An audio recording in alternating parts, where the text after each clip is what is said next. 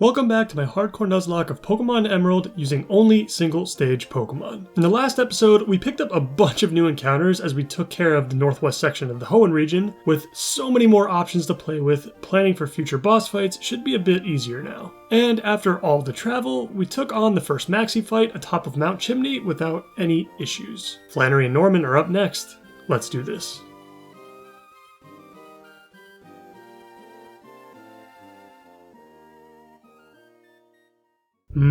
Sweet lava cookies. I am curious though, what are these things made of exactly? A homemade edible that instantly cures paralysis, burns, and poison? For a third of the price of actual medicine? What kind of business are you running here exactly? Moving right along to the Jagged Pass, which we won't be spending much time here. I really love this route as well, if for anything to boost the town of Lavaridge thematically. I don't really get to explore this place much though, because I pretty much always go for the Mach Bike over the Acro Bike for daycare training when I need it. Still, even though my time on this route is usually brief, I always take a second to appreciate the design. After all that traveling up north, we finally make it to Lavaridge town. After quickly picking up some charcoal from this man inside the herb shop, I heal up my team and enter the gym. I always love the atmosphere here, and I'm sure my Torkoal feels right at home. Not too far into this episode and it's already time for team review. This team just happens to be featuring the best possible Pokemon that I can use at the moment, and at a glance, you would think that I had set this up specifically to deal with Flannery. There's just so many good options here, starting with Cast Form. Rain Dance is going to cripple Flannery's fire types. Normally, I run a whole bunch of damage calculations first to get a preview of how the battle will play out, but honestly, I'm thinking I'm just gonna skip that for this fight and get some time back. Anyway,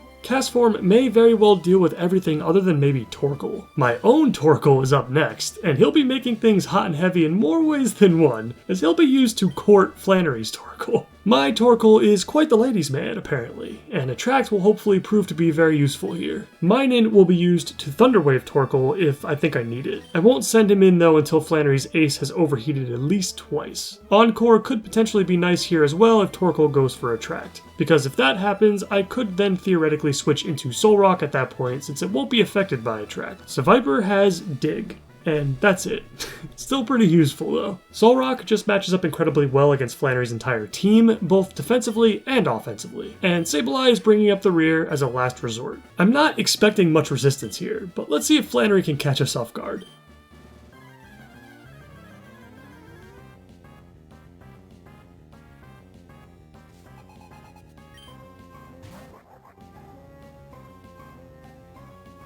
Starting off the fight with Cast Form, I go for the Rain Dance and Numel goes for Magnitude.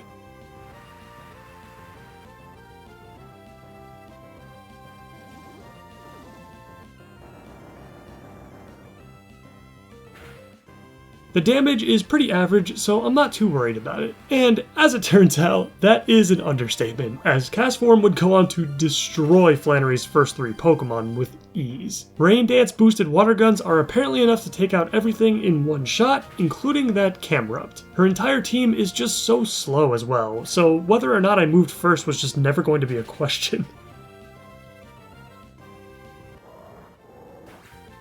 After Camerupt finally goes down, her ace Torkoal comes out. My first thought was to go for another Rain Dance so I could be extra ready for a potential switch, but I'm stupid and don't know how the weather effects work in this game. So I did lose out on some initial water gun damage. This was definitely a pretty big mistake, as Torkoal's special defense is so much lower than his regular defense. Water gun could have dealt a lot of damage there. Unfortunately for me, the careless mistakes don't end there, as I make a series of extremely questionable decisions. I switch my Torkoal in to try to take some overheats, but Flannery's ace just goes for the Sunny Day instead, which just erases anything my Cast Form tried to do. I follow up with an Attract, but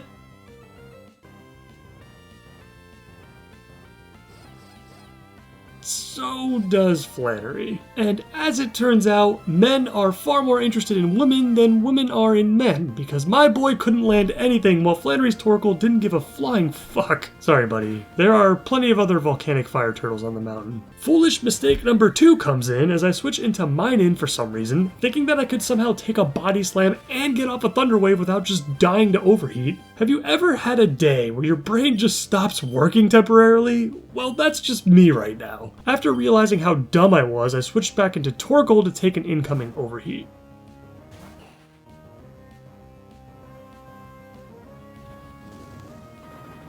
This was what Torkoal was meant to do in the first place, so I'm okay with this. I threw out a Protect just to see what she would go for in this situation, and it does look like it's another Overheat. And now for the cherry on top of this brain-dead cake I've been eating for the last couple of minutes. I decided to keep Torkoal in to try to take an additional Overheat so the rest of my party would have a much easier time with this monster. And Flannery has officially caught us off guard.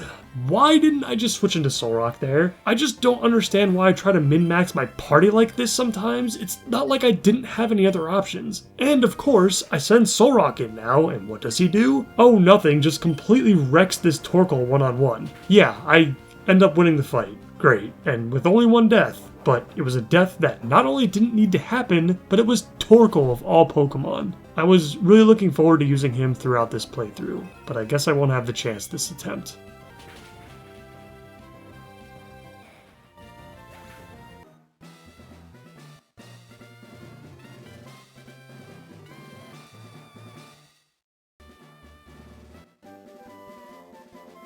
Oh great, Overheat. That would have been awesome to teach to a certain someone. Man, boxing Torkoal feels so bad. Oh well, next man up. Welcome back, Illumise. With my head hanging low, I run over to the desert for some extra training and to pick up the items that can be found there. There's literally nothing else to do other than to train up for Norman in the 5th gym, for which I promise to actually prepare for. I won't be receiving any new encounters during this episode, as the next batch won't come until after I defeat Norman, as well as acquire the HM for Surf and gain access to the eastern side of Hoenn. So I will have to deal with what I've got for right now. I think I've got a solid enough team though. I can pick up the TM for Toxic in just a second, and if you've seen any of my other runs in which I've used Sableye and Solrock, then you'll have a pretty good idea of what I'm planning to do. After picking up the rest of those items, I grab the TM for Toxic and the Fiery Path and finish my training for Norman. Even though it's only a couple of levels, I do get some pretty interesting upgrades for a few team members. The biggest upgrade being Castform learning the move Weather Ball, which is essentially a 100 base power fire or water move depending on the weather. And since Castform transforms into that same type, he'll get the additional stab bonus as well,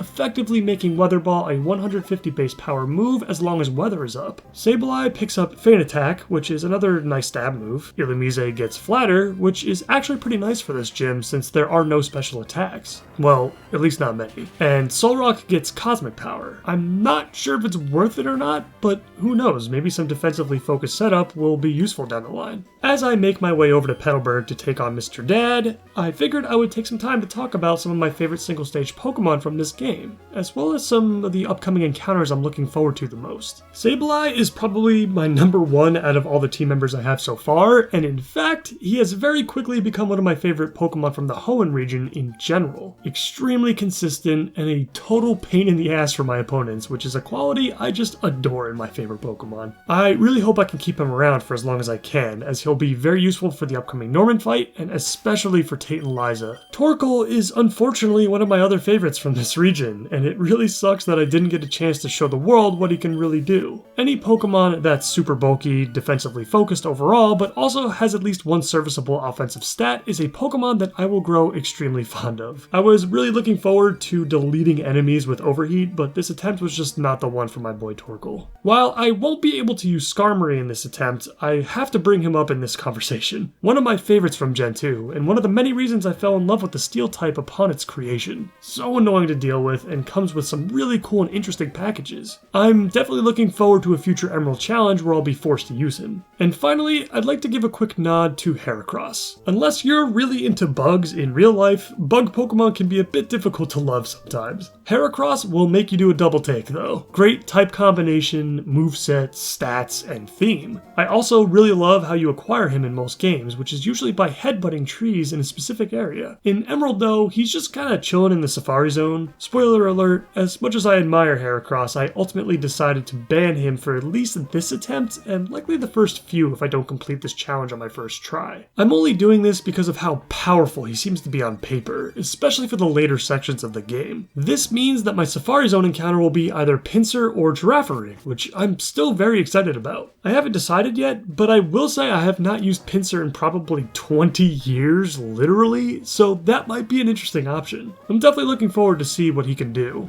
I guess I should also bring up real quick that using Tropius and Absol does seem like a lot of fun, as bad as Tropius seems to be on paper.